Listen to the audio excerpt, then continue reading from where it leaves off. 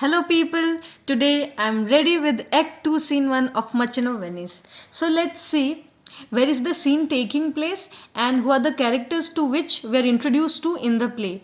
So the scene is taking place in Belmont, a room in Portia's house, and we'll be introduced to three characters in the play. That is Prince of Morocco, whom we'll be seeing for the first time, and Portia, the heroine of the play Merchant of Venice, and Nerissa, who is a lady in waiting.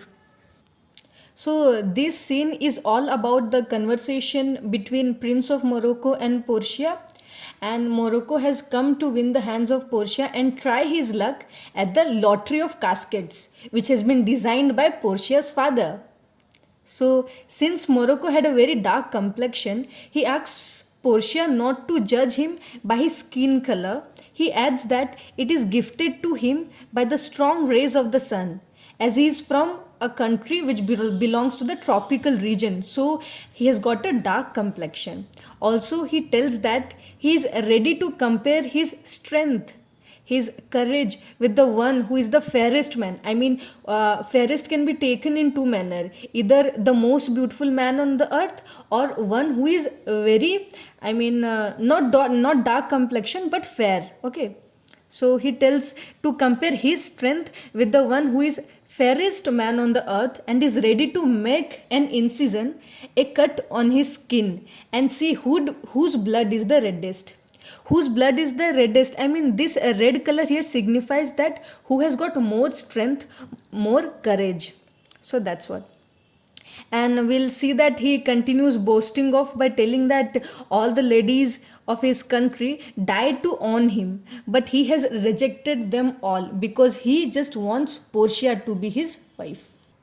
As he had already told that Portia, don't judge me by my skin color. It's not that you will have to choose a husband by just looking at his external beauty. So to this, Portia tells that she has got no freedom to choose a husband.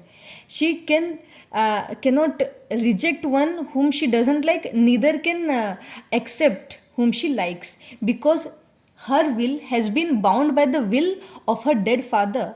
What was the will of her dead father? We have already discussed in the previous videos that her father had designed a lottery of casket, and according to this lottery, one who chooses the right casket will only be able to woo Portia and be his husband.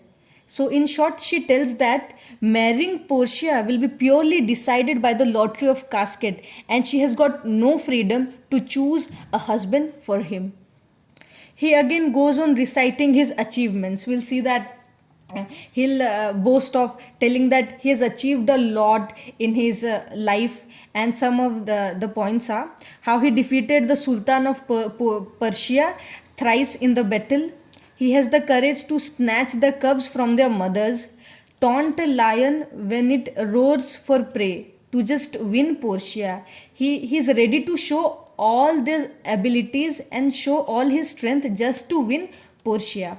Also says that how ironical the time is, the time when he has come to win the hands of Portia. Even if he is the bravest man on earth, it is not certain that he would win Portia's hands. This is quite obvious. If you are quite strong, that doesn't mean that you will be lucky too. And this lottery of casket is purely based on luck and wittiness.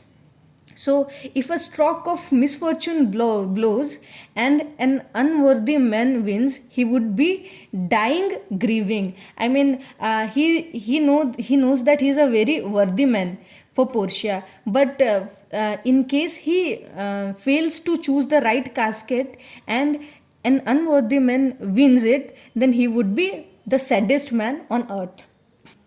Now Portia tells him to go forth and try his luck at the lottery of casket, and according to the rules of the lottery, if he fails to choose the right casket, he will never be able to woo any lady in his life. So we see that he agrees to all the norms and conditions of lottery of casket and hopes for his good luck. So this is all about Act 2 Scene 1. Hope it helped you.